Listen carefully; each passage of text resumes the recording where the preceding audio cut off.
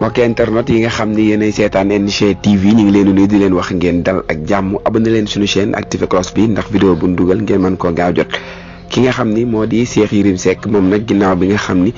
defoon na benn sortie fële ca TFM am wax boo xam ni yëkkati woon na ko wax jooju nag jur ay polémique yu bëri ndax ni ñu ko interprété ak ni nga xam ne noonu la ko Cheikh Yérim Seck waxee amoon ak juwatloo ba tax na moom mii di Cheikh Yérim Seck mu ñëwaat fële ca 7TV ni ki démb ginnaaw bi nga xam ni Maimouna Ndour Faye doon na ko invité ci émission bii di MNF moom Cheikh Yérim Seck daal dina fay ñëwaat ci wax yooyu nga xam ne yëkkati woon na ko ak ñi nga xam ni interprété woon na ko noo xam ni waxewu ko noonu moom Cheikh Yérim Seck xam leen na ni loolu ñu wax dara du ca dëgg ba ci waa correct gi nga xam ne ñoom danoo génne woon sax benn communiqué di ñaaw li nga xam ni wax na ko te moom Cheikh Yérim Seck mu dëggalaat li mu wax ni daal moom loolooy ñu koy tuumaal moom waxu ko li mu wax ak li ñu koy waxal dara nekku ci benn keneen ki nga xam ne tamit àddu woon na ci kàddu yooyu nga xam ne Cheikh Yérim Seck waxoon na ko di oustaz Tayib Socé moom nag niki tafsir bi mu doon def ci àjjuma bi ñu weesu daal day ñëwaat ci kàddu yi nga xam ne Cheikh Yérim Seck waxoon na ko que ni daal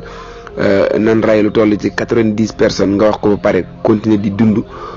loolu nga xam ni oustaz Tayib Socé waxoon na ko jëmale woon ko ci ki nga xamante ni moo di Cheikh Yérim Seck moom daal na ci ñëwaat xam le ne daal ñoom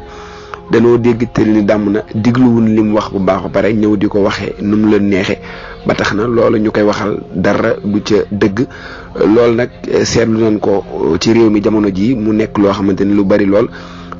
giñ ko njëkkee rek mooy ki nga xam ni moo di Ahmed Khalifa Niass ak ki nga xamante ni moo di Serigne Mansour Sy Djamil ginnaaw bu ñu demoon fële ca dialogue ba ki doon fay kàddu que ni Macky Sall na gëmmu dóor wax joojee ku nekk ak ni nga ko interprété waaye ku nekk ak ni nga ko déggee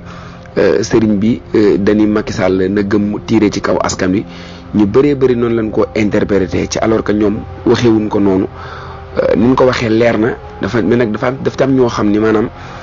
dégg wax interprété ko nu mu leen neexee loolu moo leen neex ak naan diw moo wax lii seedal diw wax ju ñaaw ji nga xamante ni wax na ko ci alors que li mu wax yaa ko gën a xamaatoo ko loolu jàpp naa ni képp ki nga xamante ni bëgg ngaa tilimal deru nit rek wala nga jóg pour yàq deru nit moo waral ngay wax ju ñaaw jooju waaye yow mi diglu wax ji ak yow mi nga xam ni yaa koy partagé xam nga bu baax li kiy wax xam nga ni kii li mu wax ak yow li nga koy tuumaal ni c'est diamétralement opposé loolu nag jamono ji seetlu leen ko ci réew mi bari lool ca yaakaar naa ni loolu daal nekkul loo xamante ni lu rafet la kon nag Cheikh Yérim Seck mu ñëwaat na weddi li nga xamante ni tuumaal nañ ko rawatina waa correct gi nga xam ne dañ ko ba ñoom ba bind ab communiqué moom Cheikh Yérim Seck sax dani ñoom buñ ko contacté woon wax ak moom loolu moo gënoon foofu ñuy bind communiqué bi nga xam ni lim ci bind ni man maa ko waxuma ko loolee dara du ca dëgg Cheikh Yérim Seck moom moo nekkoon démb gànnu ki nga xamante ni moo di MNF fële ca 7TV